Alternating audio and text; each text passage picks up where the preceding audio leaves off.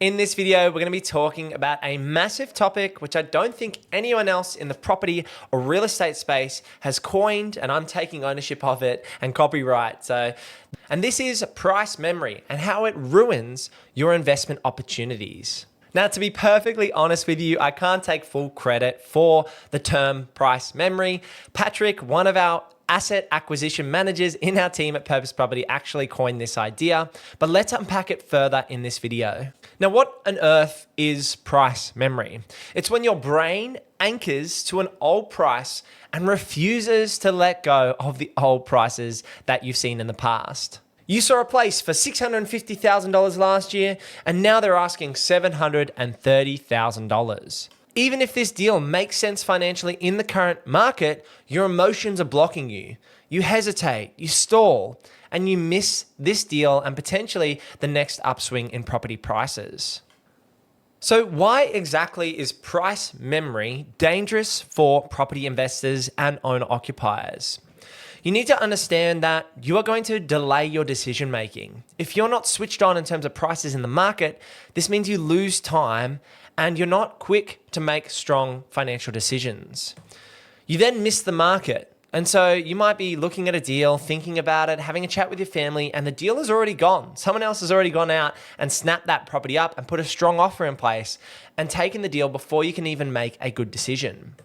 The next thing is you say no when you should have said yes. You're looking back, you're focusing on the past, not focusing on how this deal is going to help you into the future.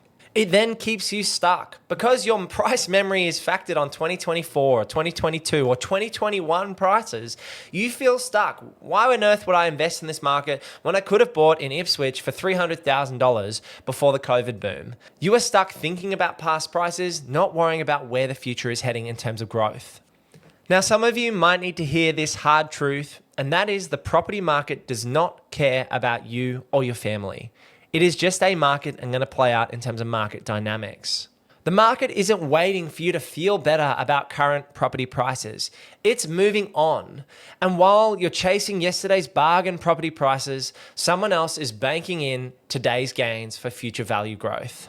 The property market doesn't have a memory. It's only a supply and demand equation.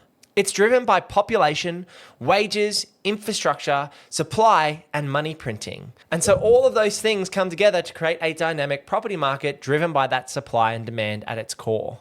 The buyers that adapt to property prices and understand future price expectations will win. The buyers stuck in the mud thinking about past property prices who complain about the situation because it used to be so much cheaper and aren't forward thinking about the future are the ones who are going to miss out. Now let's take a look at a real example of where price memory might play out for a buyer. This is in Debra.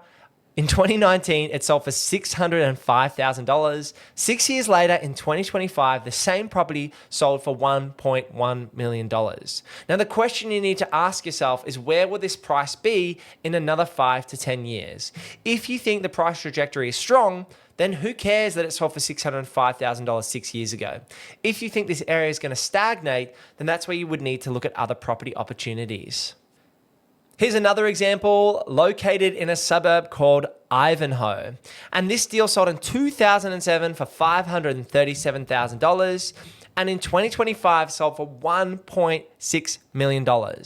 Ivanhoe is a blue chip suburb 10 kilometers northeast of Melbourne's CBD. Now, Dan, one of our managers, actually grew up in Melbourne and knows this area very well. The property sold for $1.61 million just recently, and that's a tripling in value over the last 17 years. This is not a fluke. This is what happens when property is tightly held in those established high demand suburbs.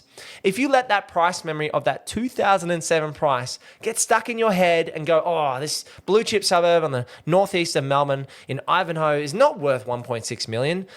The reality is people believe it is. That's why the prices have grown so much. It's the population, it's the demand, it's the money printing, and it's the lack of supply in an area like Ivanhoe, which has driven property prices in this location.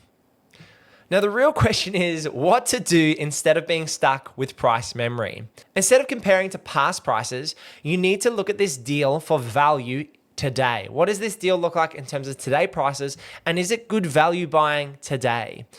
Also, can I add value somehow? Can I renovate? Can I improve? Can I develop in the future? The buyers who win are going to understand that land and location is going to do the heavy lifting, and the property on top, the building on top, is going to derive the yield. The buyers that I see that are really successful are the ones that seek out opportunities and act when they find the right type of deal to suit their specific circumstances.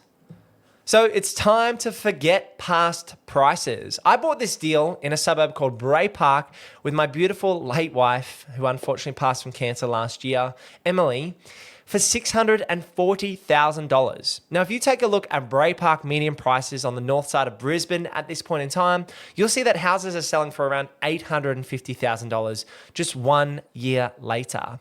Now, the crazy thing is, when I paid $640,000 for this deal, it was called the Bray Park Bomb. But we saw value in the land, first and foremost, and then further value add potential by doing a cosmetic renovation and adding a granny flat to the property. Now, the deal wasn't all sunshine and rainbows. Things actually went wrong with the granny flat build in particular on this property, but we still made good money because we bought with the fundamentals. And the people around us, when we bid at auction to buy this property from Ray White, were saying that we were crazy. We shouldn't pay over $600,000 for this train wreck of a home.